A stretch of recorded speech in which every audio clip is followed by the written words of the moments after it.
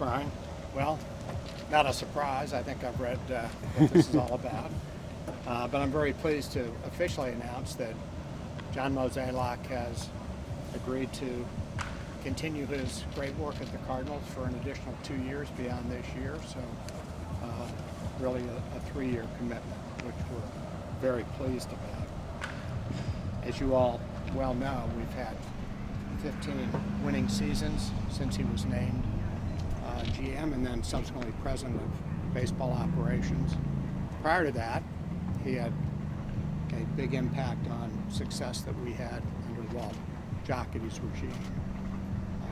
Grew up in really the Cardinal system from a front office standpoint, did it all, ran drafts, signed players, was involved in trades, and despite his youth, one of the longest tenured president of baseball ops or GMs in MLB. We're in a really good position. Won 93 games last year with some terrific veterans and young players who came through the system and graduated out of the minor leagues and made a big impact, and I know will make a continued impact in the future. The good news is that despite that success and movement of young players into leading roles with our current team, we still have a top-ranked farm system, and that's hard to do. It's hard to win and continue to develop, draft and develop at the same time. And Mo has created an environment and leadership with our front office from a baseball standpoint that has ensured, in my view, continued success as we move into the future. He has great people working under him and has done a terrific job on all fronts. So with that, I'll welcome John Mozeliak for another 3 years. Well, first, thank you, Bill. As I was thinking about what I want to say today, I came to one word, and it's I'm lucky. And you think about all the different jobs you can have in sports and the type of people you work with. I happen to work with Bill DeWitt, who I think most people would agree is one of the best owners in all of sport. And so when you do what I do, having ownership support is critical to being able to create that successful model over time. Then you look at our front office. I'm so fortunate to work with a group of just bright, innovative, creative people that are always challenging each other. And so, I'm grateful for that. And then the other reason I'm super lucky is you think about our major league staff run by Ollie and his group. We all get along, we have fun. We don't always have to agree on stuff, but it's engaging. And then you look at what we've been able to accomplish on the player development side and the scouting side. We have great people running these things, and we're having a lot of success with it. And so you certainly admire the group of people that we get to work with day in and day out. And it's also a privilege to work in the city of St. Louis. You think about a fan base that truly cares about the type of product you put on the field. When you look at our market size relative to other cities in baseball, yet we still draw over 3 million. And I'd like to think that's not by accident, but I also understand that we're grateful for that support. So, finally, as we look ahead, the reason we agreed on this was we felt like stability was important. We looked at where we've been, what we're still trying to do. Our goal is to still win a World Series, and we're going to put our best foot forward on that. But we also are grateful for what we have below and how we continue to build on that. So, I do think it's an exciting time. Bill touched on it. We have a very strong major league club. We have a really strong minor league system. You combine that with an outstanding scouting staff, it usually leads to a pretty successful model. So super excited about the next few years. I know there's going to be some change coming over the next few years. We certainly want to give individuals at the company and within the organization opportunities to grow, expand some of their roles, and over the course of the next year or so, we'll work through all of that. So at that, I'll take a few questions. Well, on my count, at the end of this new deal here, that'll be 30 years for you with the Cardinals. Can you just sort of reflect on, I don't know, the meaningfulness of that milestone and what it means to you to have that long duration? Well, I guess it's longevity usually means you're in a good spot and you've created something that people feel it's worth bringing you back for. And I think about over my time with the Cardinals, I started at a entry-level position, and then to be sitting here next to Bill over that time, I think it speaks volumes for the opportunities I was given and was able to take advantage of those. And Mo, as you navigate these next few seasons, how is the exorbitant spending of other teams going to possibly affect or not affect the way you guys handle your regime? I skipped over a bullet point how I was going to be grateful to work with you guys for the next 3 years. And then second question in, we're on payroll questions. So that was fast. I think Bill and I look at a lot of things when we make decisions on how we spend or how we invest. And I think the worst thing you want to do is just have a simple copycat model. Because someone's doing it, then you feel you have to do it, right? And so I think what we've done over the last 30 years is we do what we think's best for us. And I would imagine that model's not going to change.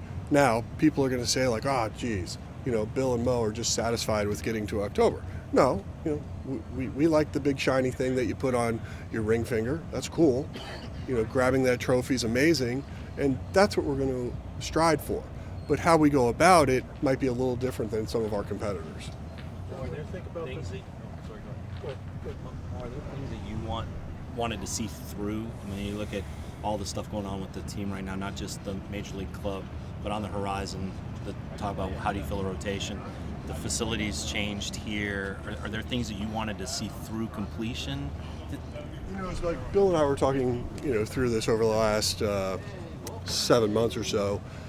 One of the things that did definitely come to the forefront is some incomplete projects, if you will. And so, this being one of them, was a part of this back in '98, but now we're going to have an opportunity to see this get expanded and rebuilt. So there are some projects within that I just think would be helpful to still have me around for. And, ultimately, some of the things I do day to day, we're going to try to give other people some exposure to that over time. But, short term, you'll still get me for a little bit. But as we get deeper into this contract, there will be some changes. That's something you talked about with the 17, is kind of broaden maybe the decision tree. Yeah, and a little bit of when you think about like the people I work with, just giving them a little bit more breadth of what they are involved in.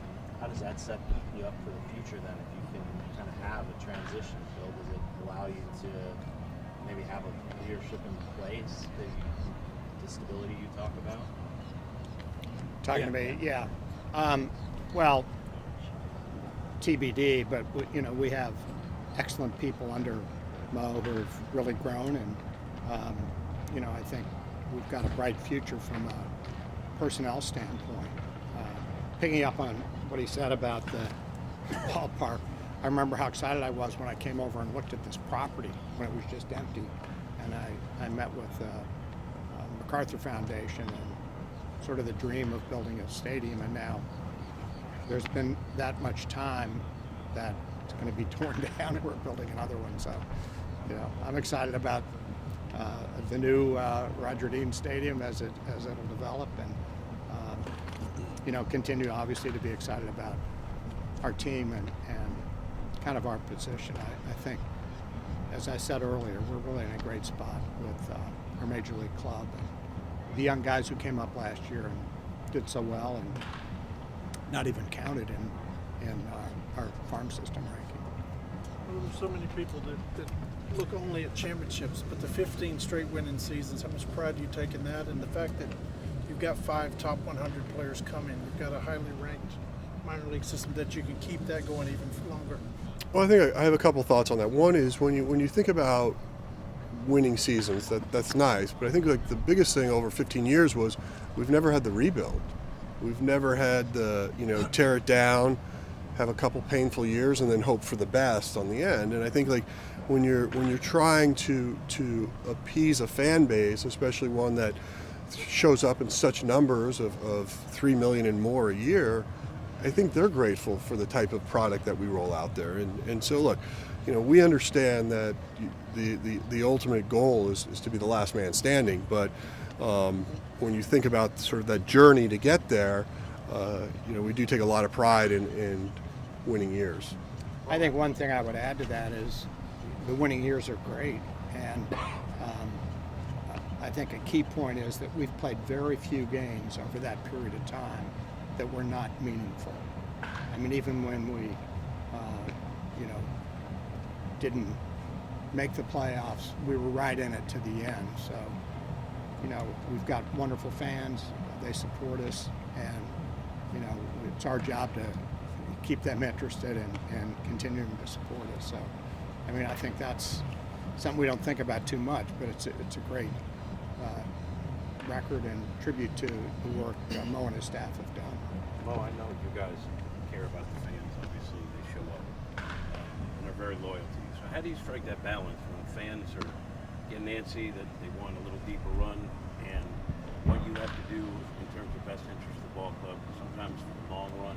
How do you strike that balance from your position? Well, I think that's just an odd argument in the sense of that, like, we, everybody in that building, everybody standing behind you, they want a long run, right? But like, just because you want it doesn't mean it happens, right? And I think like how we think about adding to our club or investing in our club is always about what can help us now, but how's that going to position us later? And there's two ways of attracting talent, right? And one is you can go out in the free agent market and acquire it, or you can go out and trade for it. And you can think about like two of the best players in that clubhouse right now were traded for. Actually 3 if you count Adam Wainwright going way back. So the point being is like we're always looking at what those acquisitions might look like. And of course when you look at this past offseason when people were saying, oh, we should do X, Y, and Z, again, we were looking at it in terms of what's the incremental cost to do that versus what we have. And we felt like what we have is better than what we might go get. And so, that's the bet we're making, and we'll see. And we hope that the consistency of how we've performed over the years will give us a little bit of street credibility, or at least internal credibility, for that decision making. Was it an? When you look at where this team is progressing from now to 2025, what do you think excites you the most about it? Well, I think the most exciting thing we have is obviously we have an amazing core on our major league club right now, but we also have some dynamic players coming up through our system. So, the key will be how do we augment that, and where do we do that? Is it free agent? Is it trade? But it's a great foundation to build on. And so when people ask me, like, am I excited about 2023? Yeah, but I'm also excited about 2025. I mean, there's a lot to be excited about here with the St. Louis Cardinals. Was this an easy decision for you? If it wasn't, can you take us through your thought process in committing to another 3 years? Yeah, so I think, like Bill would agree, I love my job. Like, I love what I do, but there's parts of me that wondered, like, if there was something else I could be doing in my life. And I look back at the last 15 months, and those were some difficult times internally with some things. And overall, like, Bill and I, we just continued to talk through some stuff. And, ultimately about a week ago, we came to this agreement that it was probably just best I remain where I am, and happy to do it. Bill, it might be awkward because he's sitting right beside you, but we look back to October 2007 and sort of the bridges that had to be built within the organization to mend the front office. Could you describe kind of the leadership you've seen from Mo over the last 15 years that have included winning seasons and World Series, but also the sanctions, the penalties from MLB after the Astros situation and all that, just how he kind of kept things intact for you? Yeah, well, when we made a change after the 2007 season, it was controversial, as you might imagine. And if you go back and look at the clips, they weren't that necessarily favorable from my perspective. But, I was convinced that despite our run of success, and I was there through the whole thing, I knew how it was built, that's a tough model to continue. It was a tough model to continue, and I felt that we needed someone who could take us in a different direction and be all in from a analytics standpoint, player evaluation standpoint, financial standpoint. And I did a search, and at the end of the day, Mo emerged, didn't emerge, but he was the leading candidate, and we were able to have him be the head of the organization from a baseball standpoint. And over that long period of time, from then 15 years to now, he's really done a terrific job in building a culture, attracting people, taking risk. We're in a risk business. We just are. You sign a long-term contract, a player gets hurt, and you're stuck, or doesn't perform. So you have to weigh all of that, and it's not an easy job. And he's really, hit the ground running because he'd been assistant GM, but still, there was a big learning curve, and the game changed too. So, he really adapted to that and went full bore, and where we are, which is a great run of success, and I think extremely well positioned for the future. And I've said that a lot of years, and it's played out. So I think that answers your question. You might have one other thing there. But just about maybe the presence you brought too. Going through the there difficulty. Were some turbulent years in there where if you could have, the organization needed a steady hand. Yeah, obviously we had some things over the years, the hacking scandal, and we had to flip to a new setup there to run our draft, which was difficult, and there have been other things that have occurred along the way where I think Mo's got a very, as you said, steady hand, and we have a problem, let's fix it. And that's his mentality. It's not like, oh, what do I do now? He figures out what to do, and I know he's highly respected that for those who work for him, that the whole operation there. It's changed a lot in 15 years. We've got, how many people do we have in our analytics department? I think 19 now. 19. And baseball ops has grown too. Tremendously. So that's not an easy job to grow your people while you're trying to do your day job, which is putting the best team on the field. And he's managed to do that. Highly regarded and respected by those who work for him, and that's part of the job. Mo, in an industry where this kind of stability is hard to find, what does it mean to you personally to be afforded the opportunity to kind of be able to have this contract, have the transition, have a hand in deciding how you want this to go? What does that just mean to you personally? Well, I think, first off, it's a reflection of our relationship, and it's more than just 15 years, but over that time, we sort of understand each other. There's an ebb and flow between us. I think back to my younger days, I used to always go in on Saturdays on the off season, and it might surprise you, but he was in Cincinnati in his office on a Saturday, and so I think that kind of helped us connect and grow together. But we've experienced a lot between the two of us. Obviously, there's been a lot of highs and lows in this period, but I think it's really just mutual respect, and I think look, we both value stability.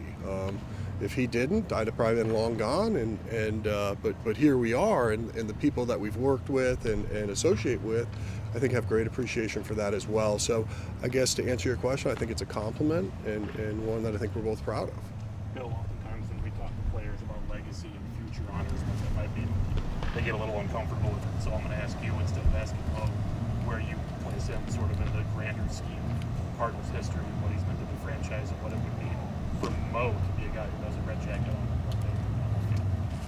Well, that's a very good point. So I'm not going to announce it in advance, but he certainly has the credentials to be among that group.